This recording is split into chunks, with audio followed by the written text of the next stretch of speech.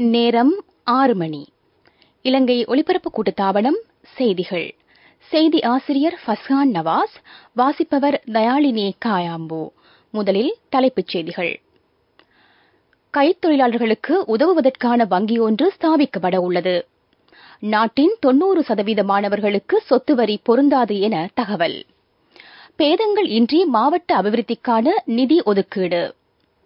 நாட்டின் விவசாயத்துறையை மேம்படுத்த நடவடிக்கை. இஸ்ரேல் வேண்டுமென்றே போர்க்குற்றங்களில் ஈடுபடுவதாக ஐக்கிய நாடுகள் சபையின் விசாரணை ஆணைக்குழு சாடியுள்ளது. இனி விரிவான செய்திகள்.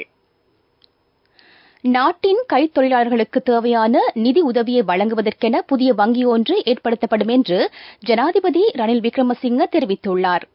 இதன் மூலம் கைத்தொழிலாளர்களுக்கு குறைந்த வட்டியின் கீழான கடனை பெற்றுக் கொள்ளலாம். இதனை முன்னெடுத்து செல்வதற்கென பொருளாதார ஆணைக்குழு ஒன்றும் அமைக்கப்பட இருக்கின்றது. சிறிய மற்றும் நடுத்தர தொழில் முயற்சியாளர்களை வலுப்படுத்துவதற்கென என்டர்பிரைசஸ் ஸ்ரீலங்கா என்ற பெயரில் புதிய நிறுவனம் ஒன்றும் அமைக்கப்பட உள்ளதாக ஜனாதிபதி மேலும் தெரிவித்தார். 2024 கைத்தொழில் கண்காட்சியை திறந்து வைக்கும் நிகழ்வில் கலந்து கொண்டு ஜனாதிபதி உரையாற்றினார். கொழும்பு பண்டார்நாயக்க ஞாபகார்த்த சர்வதேச மாநாட்டு மண்டபத்தில் இந்த நிகழ்வு இன்று ஆரம்பமானது. 1300க்கும் அதிகமான காட்சி கூடங்கள் இதில் அமைந்துள்ளன. நாட்டின் அபிவிருத்தி திட்டங்களை நடைமுறைப்படுத்தும் போது அதற்கு எதிராக நீதிமன்றத்தை நாட சிலர் தயாராக இருப்பதாகவும் ஜனாதிபதி சுட்டிக்காட்டினார். இவ்வாறான செயற்பாடுகளின் மூலம் நாட்டை அபிவிருத்தி செய்ய முடியாது. தேசிய கொள்கைகளின் ஊடாகவே நாட்டை அபிவிருத்தி செய்ய முடியும் என்று ஜனாதிபதி ரணில் விக்ரமசிங்க சுட்டிக்காட்டினார். நாட்டில் உள்ள 90% மாணவர்களுக்கு சொத்து வரி பொருந்த மாட்டாது என ராஜாங்க அமைச்சர் ரஞ்சித் சியம்பலாபிட்டிய தெரிவித்துள்ளார். இந்த வரி கோடீஸ்வரர்களுக்கு மாத்திரமே பொருந்தும் என்றும் அவர் கூறினார். மக்கள் இதுபற்றி அனாவசியமான பயத்தை ஏற்படுத்திக் கொள்ள வேண்டிய தேவையில்லை என்றும் அவர் குறிப்பிட்டார். கசினோ விளையாட்டை ஊக்குவிப்பதற்கான எந்த எதிர்பார்ப்பும் அரசாங்கத்திற்கு கிடையாது என்றும் அவர் கூறினார். ஆனால் வெளிநாட்டவர்கள் கசினோ விளையாட்டில் ஈடுபடுவதற்கு ஆர்வம் காட்டுவதாகவும் ராஜாங்க அமைச்சர் மேலும் தெரிவித்தார். இதன் அடிப்படையாக கொண்டே சூதாட்டத்தை ஒழுங்குறுத்தும் அதிகார சபையும் விரைவில் ஸ்தாபிக்கப்பட இருப்பதாக அவர் மேலும் தெரிவித்தார். மாவட்ட அபிவிருத்திக்கான நிதி ஒதுக்கீடு ஆளும் கட்சி எதிர்க்கட்சி என்ற பேதமின்றி சகலருக்கும் வழங்கப்பட்டிருப்பதாக அமைச்சர் பிரசன்ன ரணதுங்க தெரிவித்துள்ளார். இதுபற்றி எதிர்க்கட்சியைச் சேர்ந்த ஒரு சிலர் மக்களை தவறாக வழிநடத்துவதாகவும் அவர் கூறினார். அரசாங்கத்தின் அபிவிருத்திக்கான நிதி தமக்கு வழங்கப்படுவதில்லை என்று பாராளுமன்ற உறுப்பினர் ஹர்ஷன ராஜகருணா அண்மையில் பாராளுமன்றத்தில் குற்றம் சாட்டியிருந்த நிலையில் அமைச்சரின் இந்த கருத்து வெளியாகியிருக்கின்றது. நீங்கள் கேட்டுக்கொண்டிருப்பது இலங்கை ஒலிபரப்பு கூட்டுத்தாபனத்தின் செய்திகள்.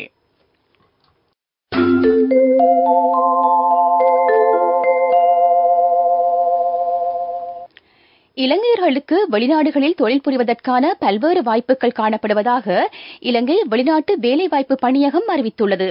இதன் மூலம் பணியகத்தின் விசாரணை குழுவிற்கு கிடைக்கும் முறைப்பாடுகளிலும் அதிகரிப்பு ஏற்பட்டுள்ளது.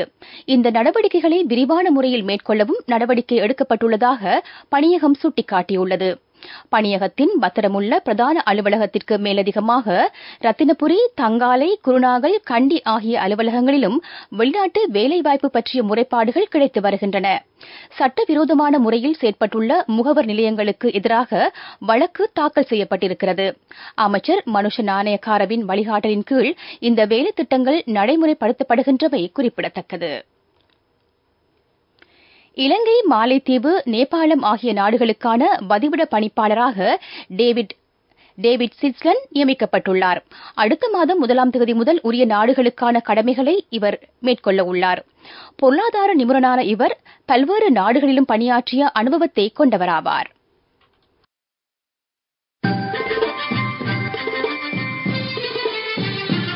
பிரதான செய்தி வழங்குவோர் ஒவ்வொரு வீட்டிலும் இருக்க வேண்டிய வீட்டு வைத்தியர் சித்தாலேப. ஸ்ரீலங்கா சுதந்திர கட்சியின் நிறைவேற்றுக்குழு கூட்டத்திற்கு தடை விதிக்குமாறு கோரி தாக்கல் செய்யப்பட்ட மனுவை கொழும்பு மாவட்ட நீதிமன்றம் ரத்து செய்துள்ளது. சுதந்திர கட்சியின் பதில் தவிசாளர் என்ற அடிப்படையில் அமைச்சர் நிமால் சிறிபாலடி சில்வா இந்த கூட்டத்தை ஒழுங்கு செய்திருந்தார். சுதந்திர கட்சியின் யாப்பிற்கு அமைய நிமால் சிறிபாலடி சில்வா, துமிந்த திசாநாயக்க ஆகியோர் பதில் தலைவராகவும் பதில் செயலாளராகவும் செயற்படுகின்றமை சட்டவிரோதமானதாகும் என்று கூறி இந்த மனு தாக்கல் செய்யப்பட்டிருந்தமை குறிப்பிடத்தக்கது.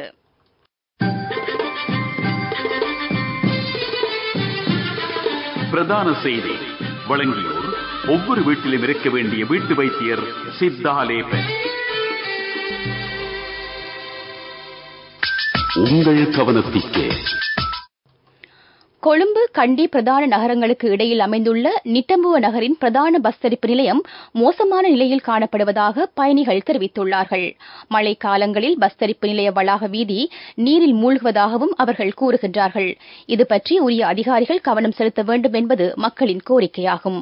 போக்குவரத்து அமைச்சின் கவனத்திற்கு இந்த விடயத்தை சுட்டிக்காட்டுகின்றோம். உலகச் செய்திகள். காசாவில் இடம்பெற்று வரும் படுகொலைகள் பற்றிய ஐக்கிய நாடுகள் சபையின் விசாரணை ஆணைக்குழுவின் அறிக்கை வெளியிடப்பட்டுள்ளது. காசா மக்கள் மீதான போர்க்குற்றங்களுக்கும் மனித குலத்திற்கு எதிரான குற்றச்செயல்களுக்கும் இஸ்ரேல் பொறுப்பு கூற வேண்டும் என்று ஐக்கிய நாடுகள் சபையின் விசாரணை ஆணைக்குழுவின் அறிக்கையில் குறிப்பிடப்பட்டுள்ளது.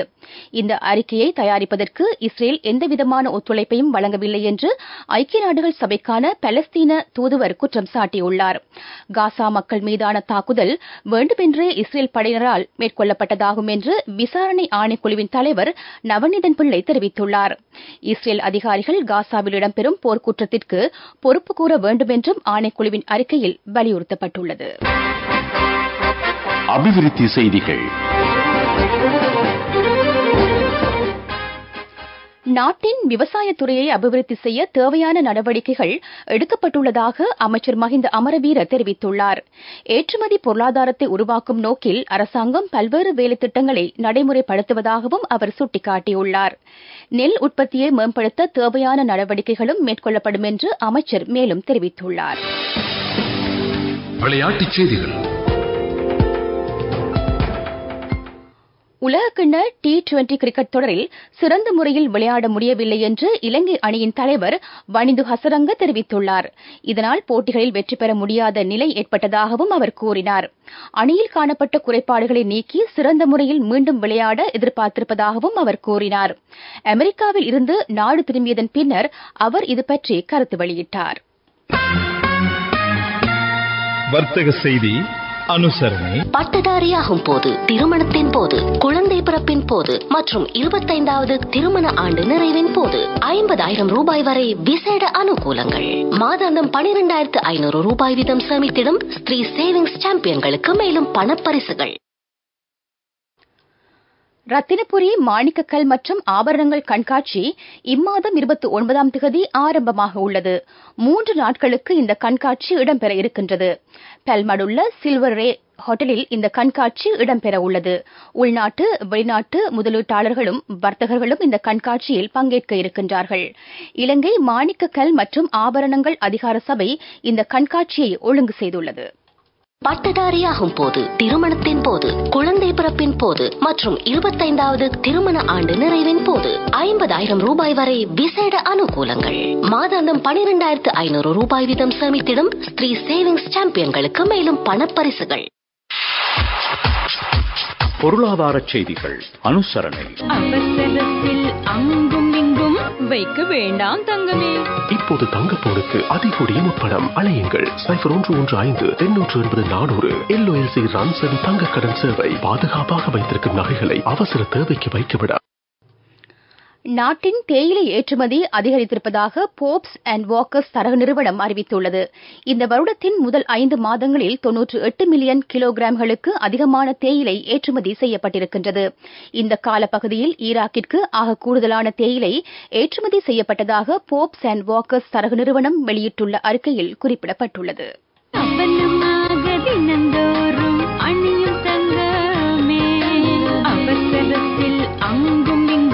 வைக்க வேண்டாம் தங்கமே. இப்போது தங்கப்போனுக்கு அதிகூடிய முற்படம். அலையுங்கள் 0115-880-400. LOLC ரான்சவி தங்க கடன் சேவை. பாதுகாப்பாக வைத்திருக்கும் நகைகளை அவசர தேவைக்கு வைக்கவிட. காலநிலை அறிக்கை. தென்மேற்கு பிரதேசத்தில் நாளை தொடக்கம் மழையுடன் கூடிய காலநிலை அதிகரிக்கலாம் என்று வளிமண்டலவியல் திணைக்களம் அறிவித்துள்ளது. மேல் சப்ரகமுவ வடமேல் மாகாணங்களிலும் கண்டி நுவரெலியா காலி மாத்தறை மாவட்டங்களிலும் பல தடவைகள் மழை பெய்யலாம். மேல் சப்ரகமுவ மாகாணங்களில் 75 மில்லிமீட்டருக்கும் அதிகமான மழை பெய்யலாம் என்று திணைக்களம் விடுத்துள்ள அறிக்கையில் குறிப்பிடப்பட்டுள்ளது. கேட்டது காலநிலை அறிக்கை. இனி மீண்டும் தலைப்புச் செய்திகள். கைத்தொழிலாளர்களுக்கு உதவுவதற்கான வங்கி ஒன்று ஸ்தாபிக்கப்பட உள்ளது. நாட்டின் 90% மாணவர்களுக்கு சொத்து வரி பொருந்தாது என தகவல். பேதங்கள் இன்றி மாவட்ட அபிவிருத்திக்கான நிதி ஒதுக்கீடு. நாட்டின் விவசாயத்துறையை மேம்படுத்த நடவடிக்கை. இஸ்ரேல் வேண்டுமென்றே போர்க்குற்றங்களில் ஈடுபடுவதாக ஐக்கிய நாடுகள் சபையின் விசாரணை ஆணைக்குழு சாடியுள்ளது. இத்துடன் எமது மாலை நேர பிரதான செய்திகள் நிறைவடைகின்றன. எமது அடுத்த பிரதான செய்தி அறிக்கை இரவு 9 மணிக்கு ஒலிபரப்பாகும்.